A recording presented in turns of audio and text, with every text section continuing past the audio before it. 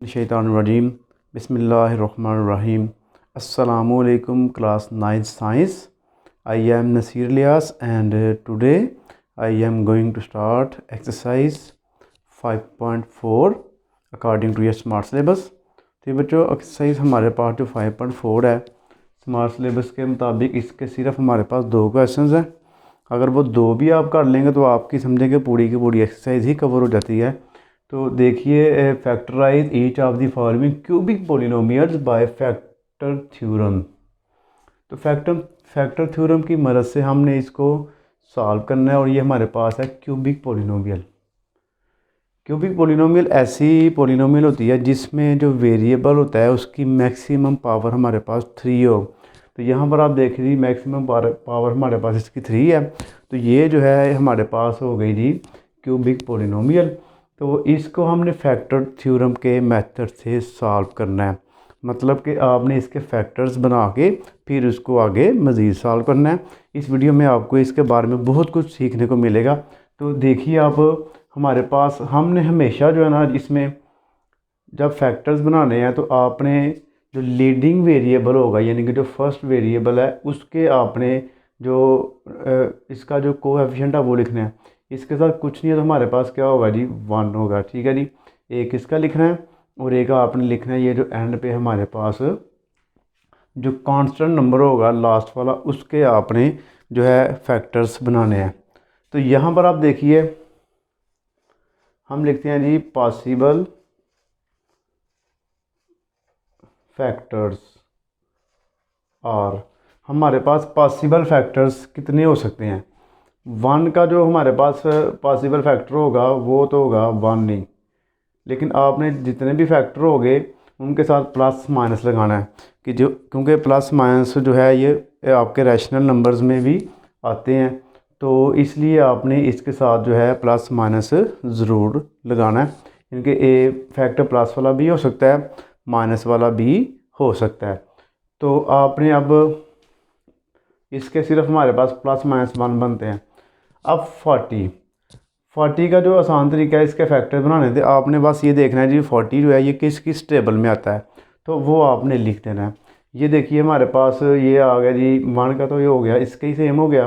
आप लिखें plus minus 2 plus minus 3 4 के टेबल में आते हैं, प्लस माइनस 4 5 के टेबल में आता है 40, प्लस माइनस 6 7 8 के टेबल में आता है, प्लस माइनस 10 के टेबल में आता है, प्लस माइनस 12 13 14 15 20 के टेबल में आता है जी।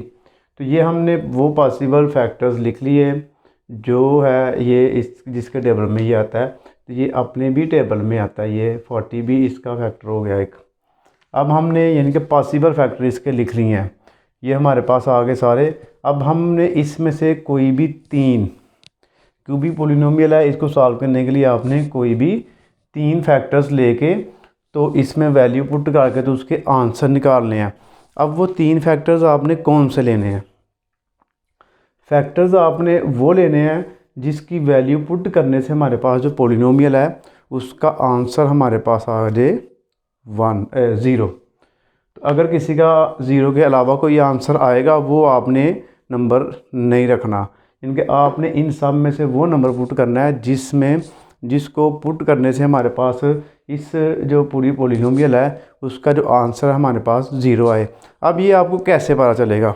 देखिए, क्योंकि हमारे पास 1 2 3 4 5 6 7 8 और 8 8 16 ये 16 फैक्टर्स हैं। इस तरह तो हम वर्किंग करते जाएंगे तो हमारा तो बहुत ज़्यादा टाइम है वो कंज्यूम हो जाएगा, शीट भी हमारी ज़ाया हो जाएगी।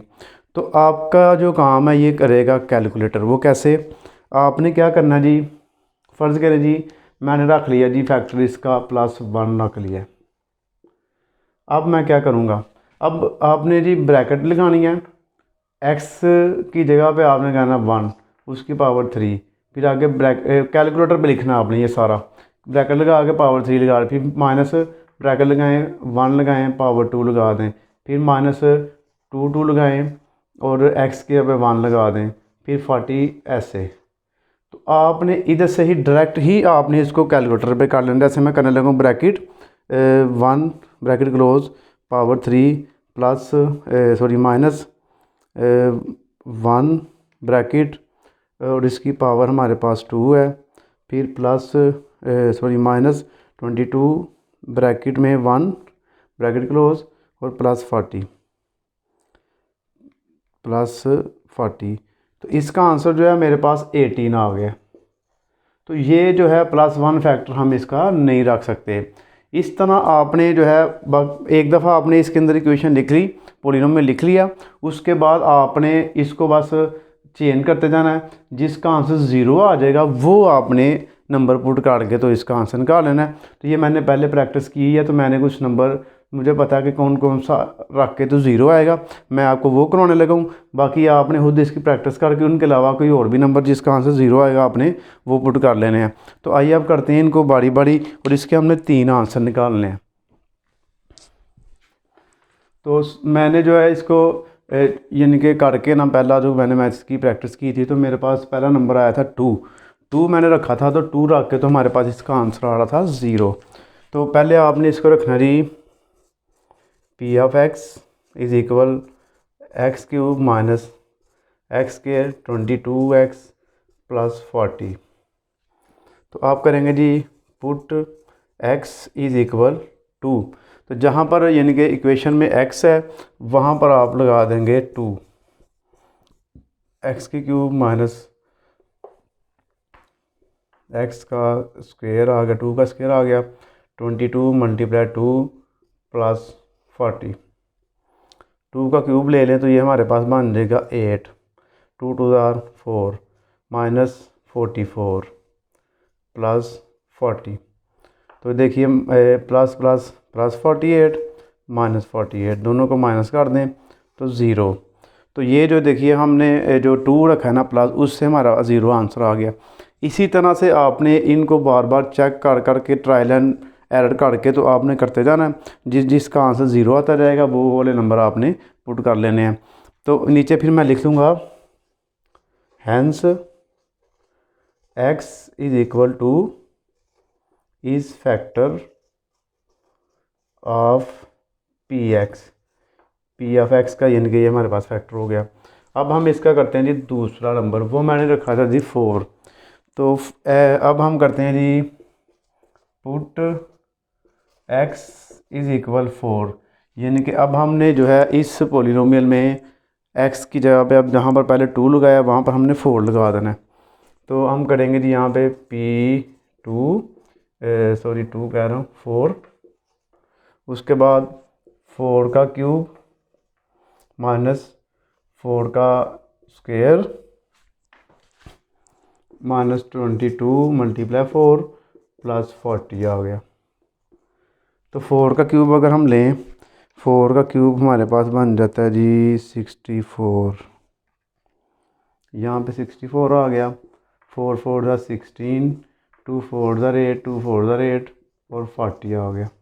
इसको हम कैलकुलेटर पे सीधा सीधे प्लस माइनस कर लेते हैं तो आंसर आ जाएगा 64 माइनस 16 माइनस 88 प्लस 40 0 जी। तो ये जो है हमारे पास इसका भी आंसर आ गया। तो इसके नीचे आप लिख सकते हैं hence x is equal 4 is factor of p of x। अब उसके बाद जी प्लस वाले मैंने रख लिए, मैंने ट्राई किया जी माइनस वाला, तो वो हमारा जो है -5 वाला जी, -5 वाला रखा था तो उससे भी 0 आ गया था। अब मैं रखने लगा जी put x is equal -5, -5 put करते हैं तो उसका आंसर निकालते हैं। अब देखिए जी p -5 इज इक्वल -5 की पावर 3 -5 की पावर 2 22 मल्टीप्लाई -5 प्लस 40। तो -5 की पावर 3 ले लें तो आपने ब्रैकेट लगा के पावर लेनी है 5 की। तो अगर ब्रैकेट नहीं लगाएंगे तो आपका आंसर गलत आ जाएगा, वो प्लस में आ जाएगा। अब देखिए इसका जो माइनस में आ रहा है हमारे पास -125, माइनस वाली जो होगी वैल्यू उसका आपने हमेशा ब्रैकेट लगा के पावर लेनी है। तो माइनस ये 5 और पावर अगर इवन नंबर में होती है वो प्लस हो जाता है, 8 नंबर में होती है तो माइनस ही रहता है। ये +25 हो गया, माइनस इसका अपना हो गया, उसके बाद माइनस माइनस हो गया प्लस यहाँ पे आप देखिए जी 22 का मल्टीप्लाई करें 5 से, 22 मल्टीप्लाई 5 तो ये हो गया 110। उसके बाद 40 आ गया सेम, इसको प्लस माइनस कर लें, -125 -25 प्लस 110 प्लस 40, तो इसका भी आंसर हमारे पास आ गया 0। अब hence x is equal -5 is factor of px जी। तो ये बच्चों ये एक ही काम आपने, सिंपल सा काम है जो आपने 3 दफ़ा इसका किया है, पहली दफ़ा, दूसरी दफ़ा, तीसरी दफ़ा, तीनों दफ़ा हमारे आंसर 0 आए। अब हमारे पास क्वेश्चन ये है कि फ़ाइनल आंसर हम इसका क्या लिखेंगे। तो उसका जो फाइनल आंसर है हमारे पास, हम पहले इसको लिख लेते हैं पोलिनोमियल को। इसको भी ज़रा ध्यान से देखना अपने आंसर कैसे लिखना है। x³ minus x² -22x plus 40 जी। अब जो इससे पीछे वाली हमने एक्सरसाइज की थी 5.3, तो उसमें हमारे पास इस तरह उसने वैल्यू दी हुई थी, तो हम इसको क्या करते थे, 0 के इक्वल करके तो हल करते थे। यानी कि वो हमें देता था, देखिए x+4, तो हम इसको 0 के इक्वल करके ऐसे इसको हल करते थे। तो जब ये इधर जानी है तो इधर आगे ये माइनस हो जाती थी ऐसे। तो अब ये जो है इक्वल की तरफ है, अब आपने इसको जो है इक्वल की दूसरी साइड पर लेके जाना है। यानी कि जो भी आपकी वैल्यू पॉजिटिव होगी उसको नेगेटिव कर देना, जो नेगेटिव होगी वो पॉजिटिव हो जाएगी। यानी कि आपने इसको रिवर्स करना है। जैसे ये है x=2 है, तो इसको आपने 0 के इक्वल करना है, तो ये उधर जाकर हो जाएगी माइनस। तो हम इसको यहाँ पे लिखेंगे x-2, ये इसका एक आंसर आ गया। तरतीब वाइज लिखना आपने। उसके बाद x-4, ये भी प्लस है, उधर जाकर माइनस हो गई। उसके बाद तीसरे नंबर पे हमारे पास x-5 है, तो ये हो जाएगा x+5। तो जी बच्चों ये जो है इसका हमारे पास आ गया फाइनल आंसर। अब इसका जो एक पार्ट हो रहा है वो करते हैं और फिर आपकी 5.3 हो जाएगी कंप्लीट। तो जी बच्चों देखिए इसका दूसरा हमारे पास क्वेश्चन है, वो है जी 8। इस एक्सरसाइज में आपको दो तरह के क्वेश्चन मिलेंगे। एक वो होगा जिसमें जो लीडिंग वेरिएबल है x³ यानी कि उसके साथ 1 होगा, यानी कि कुछ भी नहीं होगा, वो खाली होगा बिल्कुल। तो एक वो मिलेगा जिसमें उसके साथ कोई 2 हो जाएगा, 3 हो जाएगा, 4 या 5 कुछ भी हो जाएगा। तो इसका मेथड उससे थोड़ा सा चेंज है फैक्टर्स बनाने का। तो इसमें आपने लिखना है जी पॉसिबल फैक्टर्स। पहले आप देखिए जी, इसके हम नहीं, पहले पॉसिबल फैक्टर बाद में लिखते हैं, पहले हम इसका लिखते हैं p। जो p है ना हमारे पास, वो ये है इसका 1। तो 1 के जो पॉसिबल फैक्टर होंगे वो हमारे पास ±1 ही बनेंगे।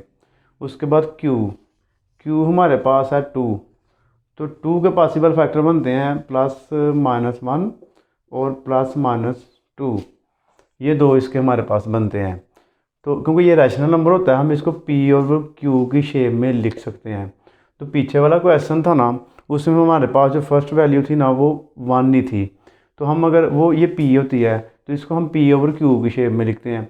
तो हमने क्या करना है जी, फर्स्ट वैल्यू हमारे पास q होती है और जो ये लास्ट वैल्यू वो p होती है, ठीक है जी। तो अब हमने क्या करना होता है जी, p को q पे डिवाइड करना होता है।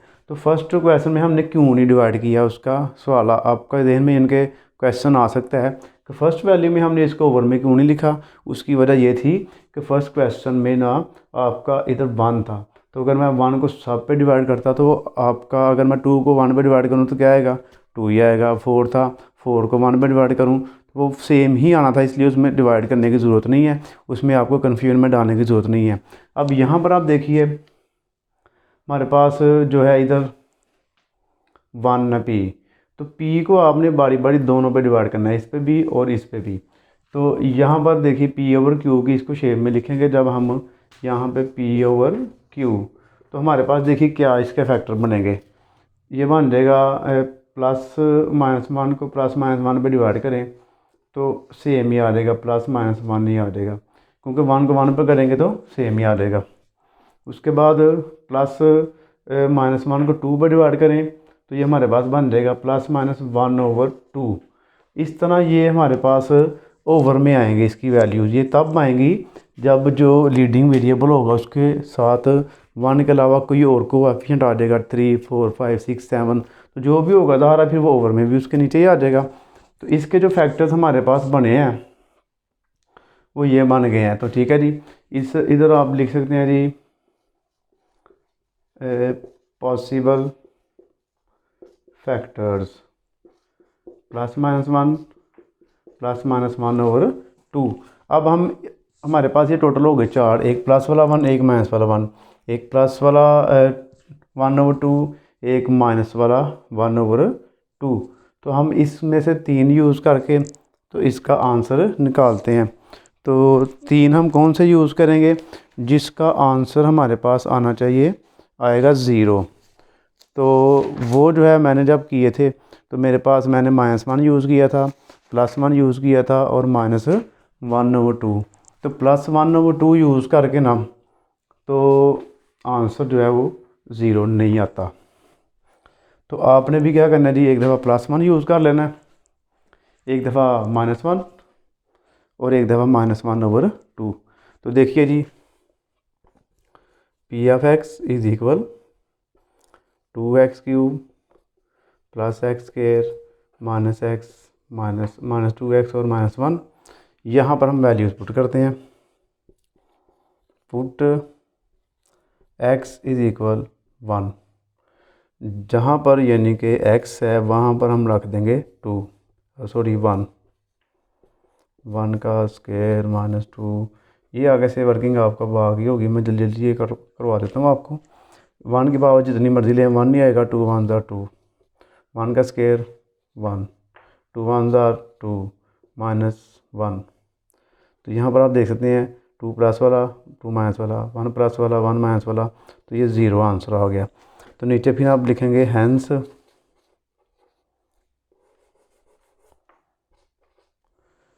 x is factor of P(x). Okay हो गया जी। अब हम जी दूसरा करते हैं इसका P-1। अब हम पुट करते हैं जी, पुट x = -1, यानी कि अब जहाँ पर हमने पहले लगाया था ना +1 वहाँ पर हम यूज़ करेंगे -1। तो देखिए 2 × -1 की पावर 3, उसके बाद प्लस x की जगह पे 1 की -1 की पावर 2 -1 की पावर 2 -2 × -1 और -1 आ गया। तो -1 की जितनी मर्जी पावर ले लें, आप -3 पावर लेंगे ना, 8 पावर होगी तो वो माइनस ही रहेगा, जिनके 2 × -1 ऐसे। तो -1 की पावर अगर हम 1 लेंगे 2 लेंगे तो ये +1 हो जाएगा, माइनस माइनस प्लस 2 1 2 -1 ऐसे ही आ गया, 2 1 2 -2 हो गया, ये हो गया +1, ये +2, ये हो गया -1। देखिए -1 +2 से कैंसिल, +1 -1 से कैंसिल, इसका आंसर हमारे पास आ गया 0। तो इसके नीचे भी आप लिखेंगे hence x = -1 is factor of किसका जी, P(x).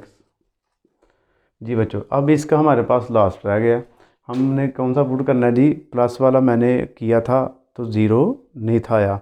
अगर आपने करना है तो आप करके चेक कर लेते हैं।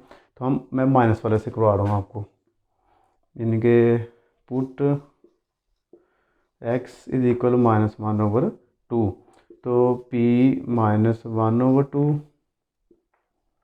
इज इक्वल, तो यहाँ पर देखिए 2 × -1/2 का क्यूब प्लस -1/2 का स्क्वायर -2 -1/2, उसके बाद -1, 2 सेम आ गया, -1/8 आ गया। तो ये हमारे पास -1/4 आ गया। यहाँ पे आप देखिए माइनस माइनस प्लस 2 2 से कैंसिल करते 1 बच गया और -1 आ गया। इसको भी कटिंग करें, इसकी 2 1 2 2 4 8, -1/4। तो यहाँ पर आप देखिए अब माइनस माइनस, यहाँ पे एक छोटी सी गलती है, वो देखें माइनस वाली वैल्यू का अगर हम स्केल लेते हैं वो प्लस में चेंज होती है, इसके साथ आपने माइनस नहीं लगाना। तो ये हो जाएगा +1/4 +1 -1। तो ये देखिए अब माइनस वाला 1/4 प्लस वाले 1/4 से कैंसिल हो गया, +1 -1 से कैंसिल हो गया। तो इसका भी हमारे पास आंसर आ गया 0। तो hence x is equal -1/2 is factor of p of x। जी बच्चों, तो ये हो गया हमारे पास। अब इसका आंसर देखिए, ज़रा ध्यान से देखना आपने। 2x³ + x² -2x -1, ये क्वेश्चन हो गया। इसके आगे इसका पहला आंसर x इज इक्वल 1 है, तो 1 इधर आके हो गया माइनस, पहला आंसर। तो माइनस वाला इधर आके हो जाएगा प्लस x +1। तीसरा जब लिखना ना आपने, इसको ज़रा गौर करना है। ये हमारे पास x इज इक्वल -1/2। देखिए ये 2 हो रहा है इधर डिवाइड, इधर आके क्या हो जाएगा x से मल्टीप्लाई, ऐसे 2x, और ये -1 इधर आके हो जाएगा +0 के इक्वल। तो आपने ये नहीं लिखना होता, आपने बस ये लिखनी है 2x -1। तो ये जो है बच्चों इसका हमारे पास आ गया आंसर। तो इसी के साथ हमारी एक्सरसाइज जो 5.4 है, 2 क्वेश्चन थे, वो दोनों लंबे थे, लेंथी थे, और इसी में 2 आपकी पूरी एक्सरसाइज ही समझो कवर हो गई है, तो कंप्लीट हो गई है। अगर आपने अभी तक चैनल को सब्सक्राइब नहीं किया तो बराए मेहरबानी चैनल को ज़रूर सब्सक्राइब कर दें। अपनी दुआ में याद रखा कीजिएगा। जज़ाकल्लाह, अल्लाह हाफिज़।